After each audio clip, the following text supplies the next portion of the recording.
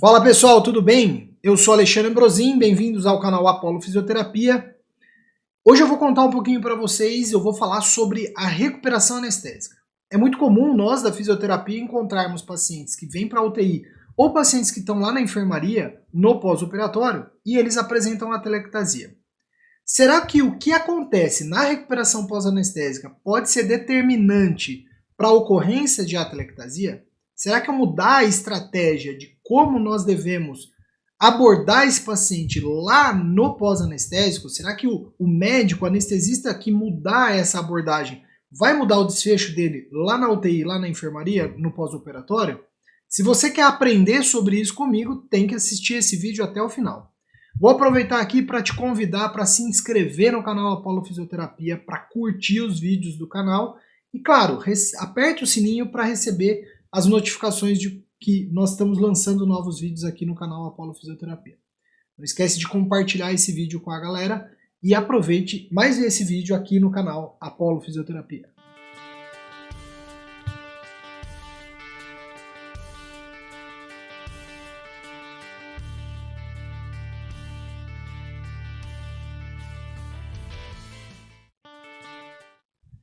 Bom, pessoal, vamos lá então. Nós vamos conversar um pouquinho aqui com vocês sobre a ocorrência da atelectasia no pós-operatório, mas especialmente nós vamos tentar diferenciar se a pressão suporte, a ventilação com pressão suporte, que hoje em dia já tem nos ventiladores de anestesia, será que eu acordar o paciente da anestesia usando pressão suporte, deixando o paciente em pressão suporte, seria melhor do que deixar o paciente respirando espontaneamente, né? Deixar ele ali entubado ainda e só ficar fazendo assistência manual quando necessário?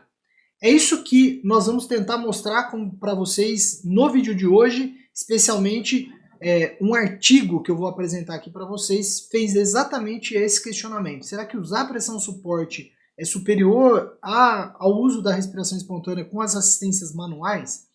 Porque a gente sabe que no pós-operatório, assim que o paciente terminou a cirurgia, o anestesista vai acordar esse paciente, para todo o bloqueador neuromuscular, esse paciente ele vai começar então conseguir fazer as respirações espontâneas. Se esse paciente não faz a respiração, o anestesista ele vai fazendo uma insuflação ali manual para manter esse paciente ventilado.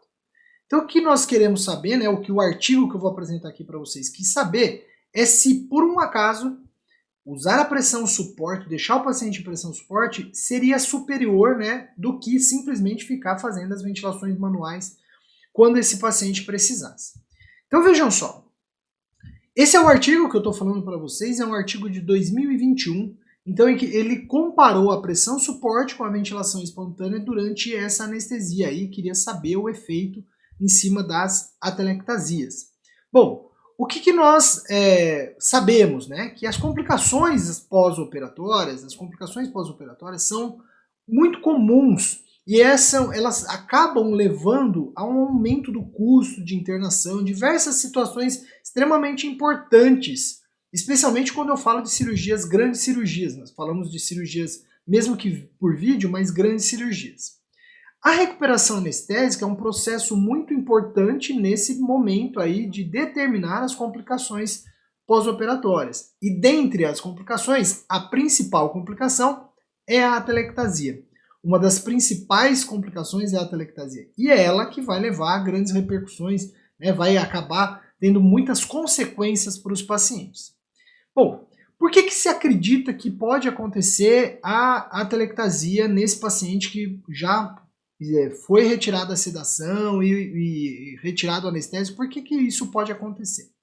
Assim que se desliga a sedação, os bloqueadores, pode ser que tenha, né, que a gente que o sistema, o organismo do paciente ainda tem algum resíduo de anestésico. E esse resíduo de anestésico impede que o paciente recupere totalmente a sua capacidade residual funcional. E a gente sabe que assim que sedeia o paciente, ele cai a capacidade residual funcional, até por isso que eu devo usar PIP para os pacientes que estão durante a anestesia, né, que estão sendo anestesiados.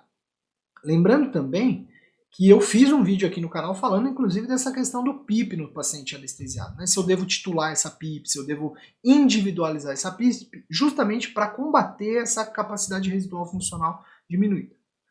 Outro fator que vai contribuir com a capacidade, com a formação das atelectasias, é a dor durante a recuperação anestésica. Apesar do paciente ainda estar sob efeito de alguns anestésicos, provavelmente ele vai estar com analgesia, esse paciente pode ter dor, levar a uma síndrome chamada de síndrome restritiva, e além disso, ele pode também ter uma disfunção muscular, que impede que ele tenha contração muscular adequada. Tudo isso contribui, portanto, com a atelectasia, e a atelectasia leva à hipoxemia.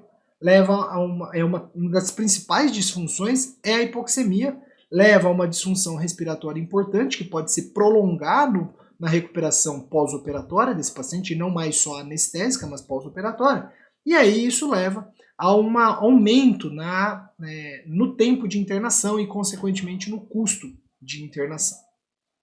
Assim, a gente sabe que a pressão suporte é uma modalidade, ou a modalidade PSV, é uma modalidade em que o paciente consegue respirar espontâneo, porém, ele ainda vai ter um nível de PIP ali acontecendo, ele vai ter uma pressão suporte e ele vai ser responsável por disparar e por ciclar. Se você quer saber o que é pressão suporte, basta você procurar aí no meu canal que nós temos aulas sobre ventilação mecânica básica, ele vai explicar ali, nós vamos explicar lá a pressão suporte, né, a modalidade de ventilação pressão suporte.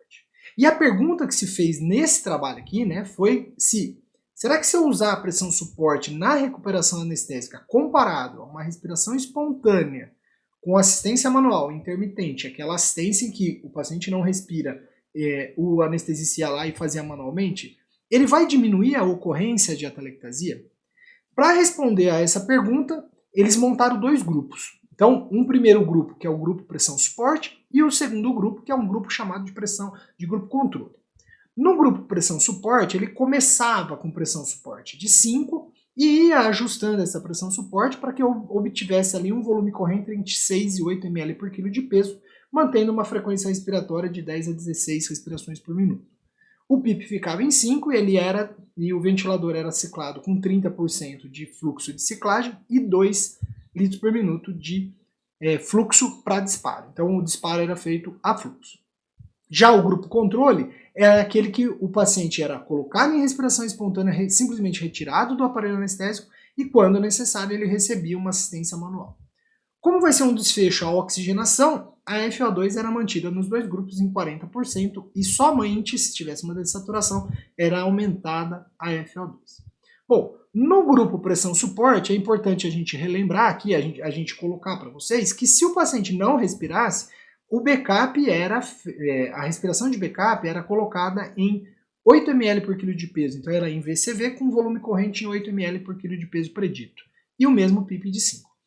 Na respiração backup, o artigo não coloca quanto de frequência, mas acredito que fica entre 10 e 5 de respiração também. Como que eles definiam que o paciente apresentou atelectasia ou não? Ele definia por meio da ultrassonografia. Então, ultrassonografia pulmonar, eles davam os scores de acordo com o achado da ultrassonografia. Então, por exemplo, vejam aqui. A gente tem aqui, na figura A, linhas. Na figura A, nós temos também linhas As, né? Que atende aqui. A gente tem aqui uma imagem da pleura, e aí você tem a repetição dessa imagem, que são chamadas de linha A, que é a reverberação da imagem pleural. Isso daqui é um score chamado de score 0, então não tinha nada, não tinha atelectasia. Nós não vemos aqui linhas verticais. Quando você tem a imagem da pleura, mas algumas linhas verticais, aqui você pode ver que nós temos 1, 2, 3, mais de 3 linhas verticais, aí o score era um score 1. Então, cada área era avaliada, a gente vai falar rapidamente aí quais são as áreas, mas o score 1 é quando você tem mais dessas linhas aí. Já o score 2, ele é aquele cujo eu tenho já uma lesão importante aqui, um espessamento aqui, uma consolidação, na verdade, de pulmonar, apesar ainda de você ter um pouco aqui de pleura presente, uma linha presente aqui. E aí você tem as linhas verticais, que é uma sombra, na verdade, que está acontecendo atrás ali daquela região de consolidação. E isso é score 1. E o score 2, eles consideraram o score 2 quando eu tenho espessamento pleural e quando eu tenho, então aqui atrás, eu tenho todas as linhas B, elas se juntaram. Bom, além do score 2, eles tinham ainda o score 3, que é aquele que vai perder o chamado lung slide. Lung slide é a movimentação das pleuras, né? A gente conseguiria observar no vídeo, né? Num vídeo, na realização online desse ultrassom, ele vai perder o deslizamento pleural, mas ele mantém o lung pulse, que o lung pulse é aquela vibração do parênquima pulmonar que vem em decorrência do batimento cardíaco. E aí acontece, obviamente, melhor do lado esquerdo, né, onde está o coração. E por fim, o score 4, esse score não foi presente em todos, não teve nenhum paciente desse grupo presente, né, desse estudo. O score 4 é uma consolidação total, onde você não tem broncograma aéreo, então não é atelectasia, já é consolidação mesmo. E outras variáveis que eles estudaram foi a PaO2 e a saturação, também considerado um desfecho.